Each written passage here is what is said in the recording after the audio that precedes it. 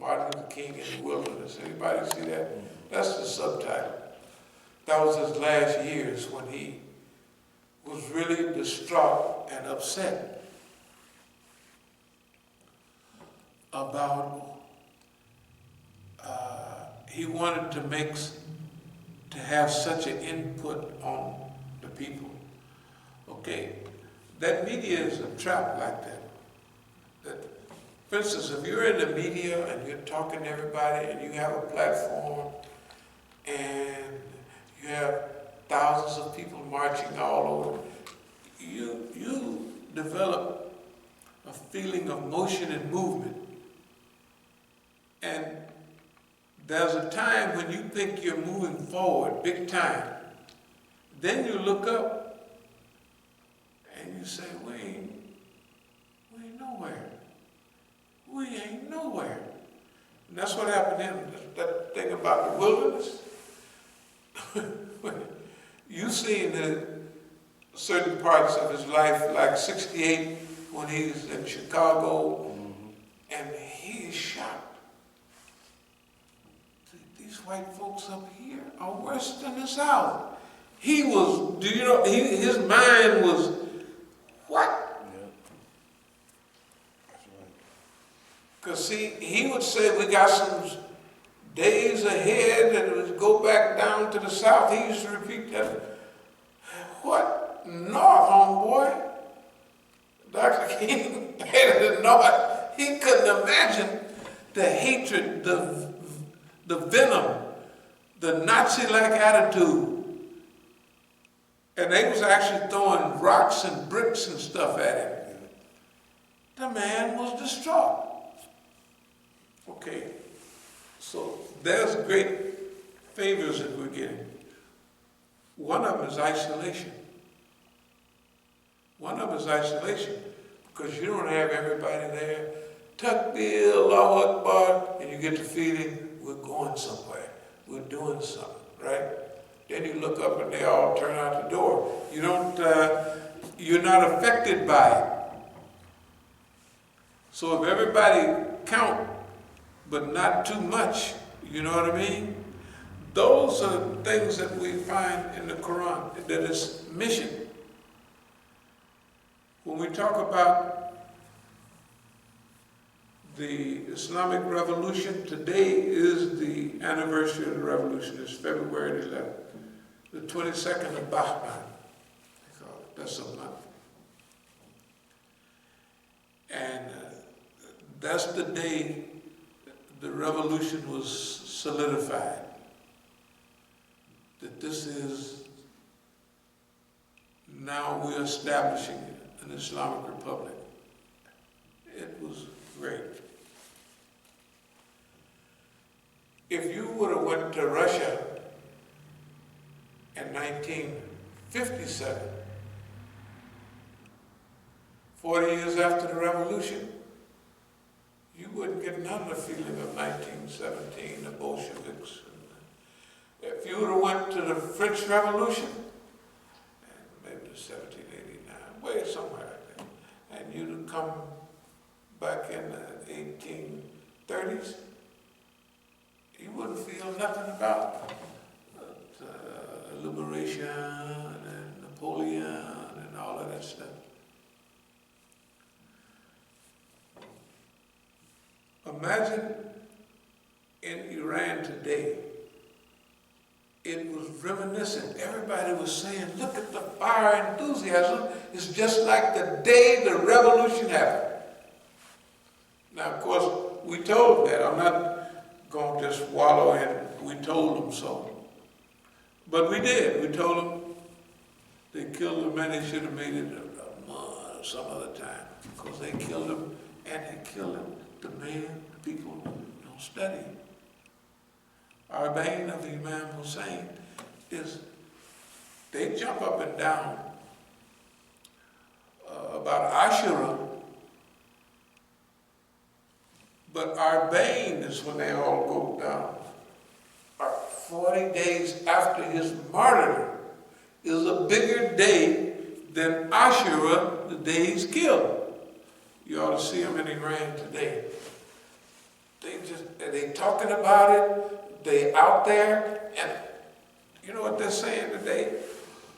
Whew, boy, it's cold, it's 0 degrees here, and it's minus 7 below, whatever it is. So that's 20-something degrees. You know, in broad open daylight, he said, and the people are out here. I did hear that this morning. Huh? I did hear that this morning. Good God Almighty. They out here. And all the commentators are saying they're out here to show boss man, hey, all that. I mean, with the enthusiasm, I listened to them slogans. I said, man, that's it. Okay. The brothers here who are supposedly representing the Islamic Revolution, I said this 12 years ago, they can't make me mad at the Islamic Revolution. They can't do it. Because I know they're not representing it. They not representing the Islamic Revolution in Iran. They represent their clique. One thing you will have to admit that we have studied ourselves and we have studied them in detail. Because technically we're still out in front. Wherever they're going, we're out there in front of them telling them, well, got these people here, that people there, this one. And they're not, after it happened, everybody now is an Iranian expert. You ever notice that on TV now? Boy, they got it. I listened to some of that. I said, man, these guys got it down. That's after. We didn't hear nothing from them before. We didn't hear nothing from them before. All these, I have to get on the internet, I get this lecture on Iran. One of them, the guy was right. I said, man, this cracker is right. Of course, he was pro, kind of. But what about all of our other people? What about let's call it the Sunni Dr. Kaleem Siddiqui crew? You know, we were all Sunnis in heavy support of the revolution because technically in the United States and the places we were going, it was mostly Sunnis that were supporting the revolution in Iran. Later on, the other guys said, well, because some of them were even against Vilayat Faqih. They were technically against it, you know, okay. Now we know that is a cornerstone of the survival. Everybody's saying it now.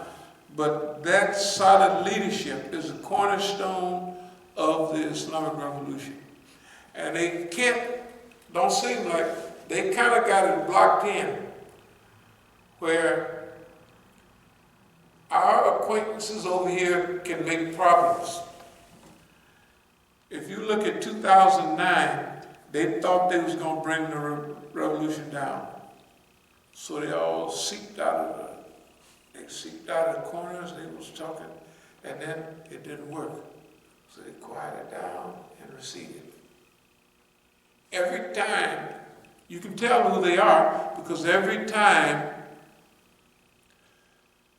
there's some events or series of events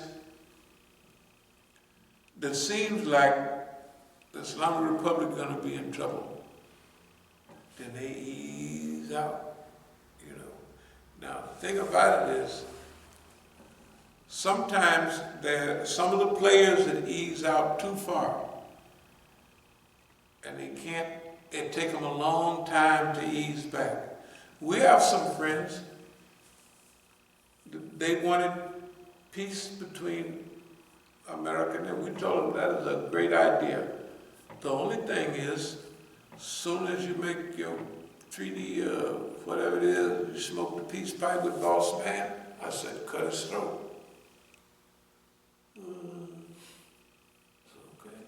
I said, one thing about it, he gonna cut yours. I think everybody heard that type of talk.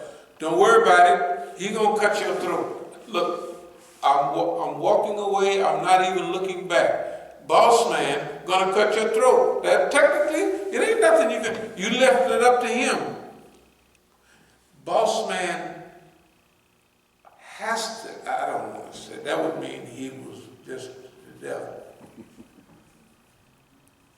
And I only follow that line 97 or 98%, you know, because it's got to be some good in him somewhere, because he's a human being. He's technically not the devil. He acts like that, but he's not that. I mean, we know as Muslims, he is not the shaitan. His behavior, his uncontrollable nafs, all of those make him appear as a dictionary devil. Whatever the doer of evil, all that, that's what he do. And he do it consistently and regularly, you know. I mean, okay. So when you look at the Islamic Republic and the brothers here, the brothers used to be sharp. The young Iranian brothers, when they were younger, and they were demonstrating because they was coming in contact with boss man. Boss man tried to hit them all the time, right? Okay. Now, they're different now. They're not in constant contact with boss man because they're in their doctor's office. They're off everywhere else, like Dr. Brothers, you know. Like one of the brothers said about the street prayer. The dark-skinned brother came to Juma a couple of times. He said, from out the way, he said, well, last week everybody came to Juma and the street prayer was telling them, well, y'all been all this time, that now we have this issue coming up and you're all coming and, you know, for whatever reason. We don't have those, we made it clear what our position was for years. Look, we do what we do for the cause of Allah. We don't do it for no money. We don't do it for no glory. Because sometimes they might think that you may be like a Brooklynder, you know, kind of the microphone. If they snatch the microphone, you'll be sad. And they know better now, but they have to learn sometime. Because see, when they got a soft spot for boss man got to whoop you kind of regularly.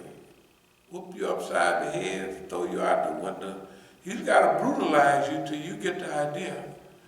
Boss man, they are getting the idea now. They realize boss man is serious. And the first one to go out the window will be you. He's not going to throw himself out the window. First, you go out, you know. And he might have a escape tunnel for himself.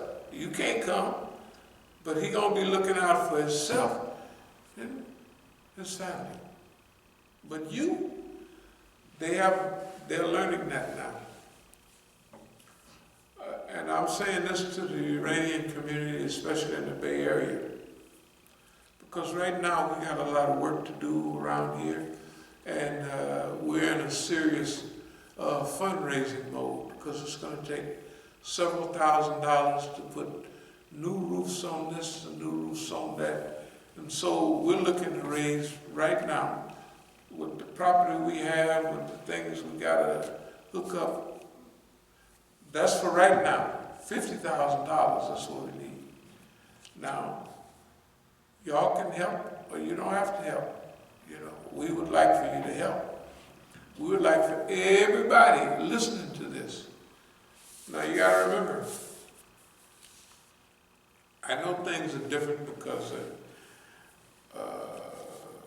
like the sister was saying down at the hotel, at the Iranian program, Islamic Republic.